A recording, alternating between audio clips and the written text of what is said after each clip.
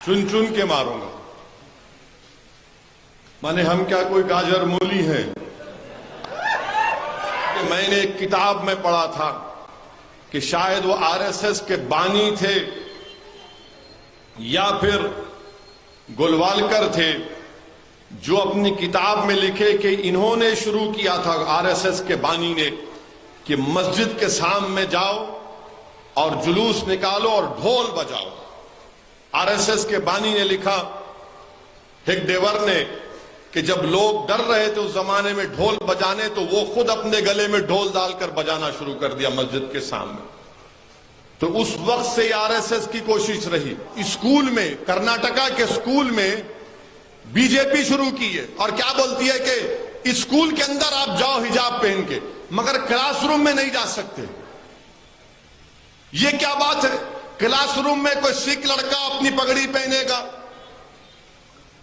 Class room میں عیسائی بچی وہ کراس پہنے گی, ہماری ہندو بھائی کی بیٹی یا ان کی بہن وبھوتی لگائے گی. مگر یہ اب یہ 4 اسکول کو گئے, ایک عیسائی, ایک سکھ, ایک ہماری ہندو بیٹی, ایک مسلمان کی بیٹی.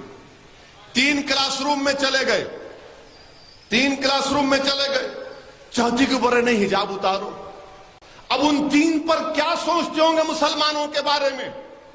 یہ 14-15 سال کے بچیاں ہیں, یہ بچے ہیں, یہ ملک کا مستقبل ہے, بھارت کا مستقبل ہے. وہ تینوں سمجھیں گے کہ نہیں ہم سے کمتر ہے, اس لیے اس سے کہا جا رہا ہے حجاب اتارو, اس لیے اس سے کہا جا رہا ہے حجاب اتارو.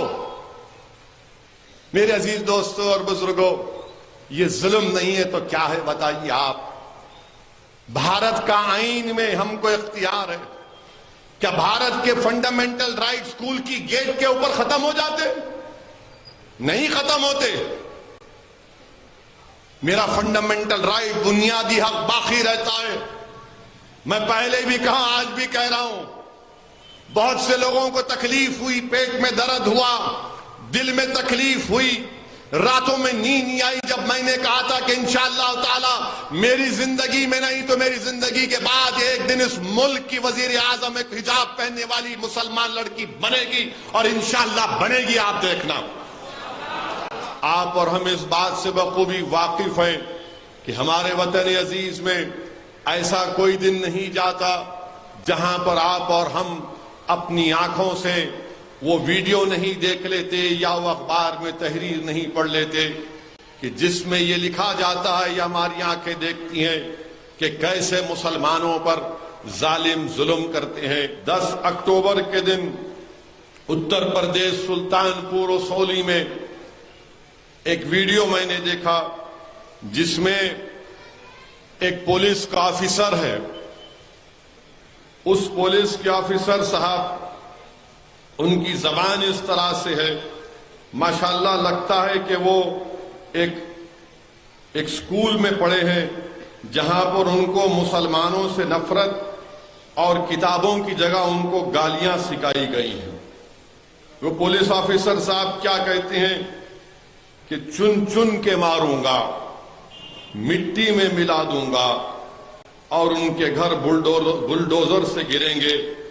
جو بھی نرنے ہوگا یعنی فیصلہ ہوگا آپ کے ہت میں ہوگا, یعنی آپ کے حق میں ہوگا.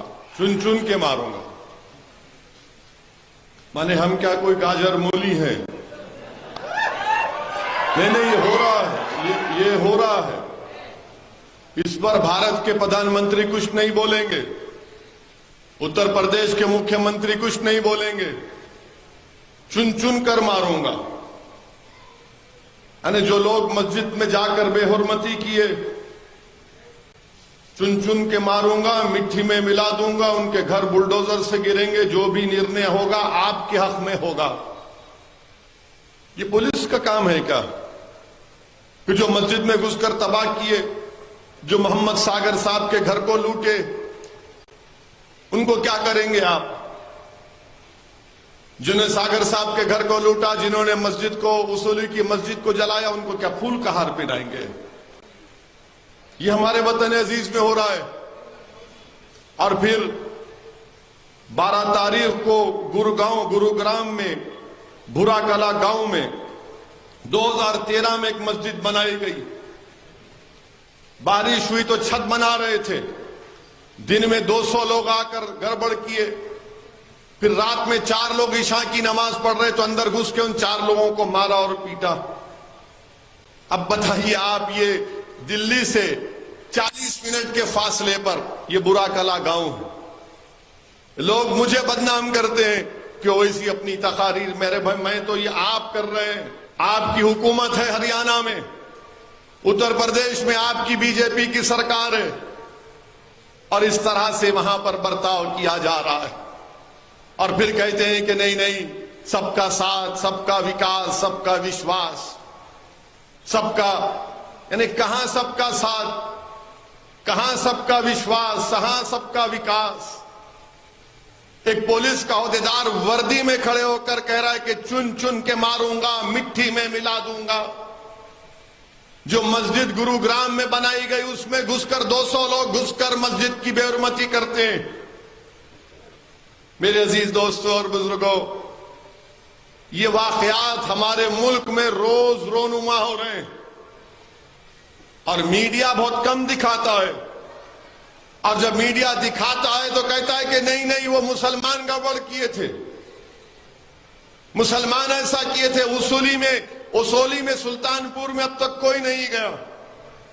میں اس لیے کہہ رہا ہوں اس جلسے میں کہ تاکہ کم سے کم سلطان پور اصولی کے اس رہنے والوں کو معلوم ہو جائے کہ دنیا گنگی اور بحری نہیں ہے، ابھی ایک دیوانہ باقی ہے جو تمہارے ظلم کی داستان کو عوام میں اور دنیا کے سامنے رکھتا ہے اور رکھتا رہے گا، اور ہم غلط کو غلط کہیں گے۔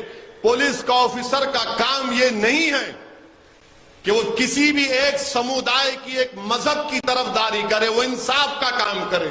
مسلمان غلطی کرتا مسلمان پر کیس بک کرو، کوئی غیر مسلم کرتا اس پر کیس بک کرو، مگر ایک طرفداری کرنا یہ کون سی لا اینڈ آرڈر کی پالیسی ہے؟ کیا یہ مسلمانوں میں عدم تحفظ نہیں پیدا کرتا ہے؟ کیا یہ مسلمانوں میں اس بات کا پیغام نہیں دیتا کہ تمہاری جان کی، تمہاری مسجد کی کوئی قیمت نہیں ہے؟ میرے عزیز دوستوں اور بزرگوں، اسی لیے ہم کو اور آپ کو اپنی صفوں میں اور اتحاد کو مضبوط کرنا ہے، ظلم کے خلاف آواز اٹھانا ہے، ڈرنے اور گھبرانے کی ضرورت نہیں ہے۔